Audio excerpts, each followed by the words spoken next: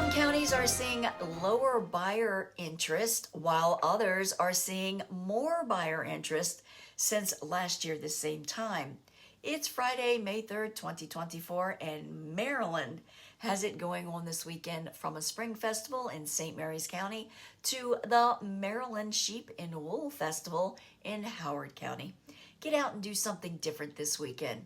Check out our event happenings on our website for more details. I'm Kimberly Barton, broker-owner of Kinetic Realty, Maryland's indie boutique brokerage. This is the weekly Maryland Market Minute. Arundel, Calvert, Caroline, Charles, Frederick, Harford, Kent, St. Mary's, Talbot, and Worcester all have higher buyer activity this year as compared to last year the same time. More homes are poised to hit the market. 1,250 homes are coming soon. 1,696 came to the market for sale since my last report. 1,689 went under contract, which is fewer coming on the market this past week.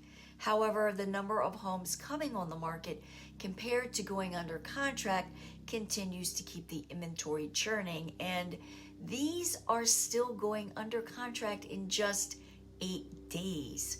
1,548 sold at 100% list to sold ratio, which continues to indicate a strong seller's market. Meanwhile, available rentals rose to 1,984 with a median rental price up to $2,250 per month. That's a wrap for this week's Maryland Market Minute for Friday, May 3rd, 2024. Thanks so much for tuning in. Enjoy your weekend, stay safe, and I'll see you next week. Take care.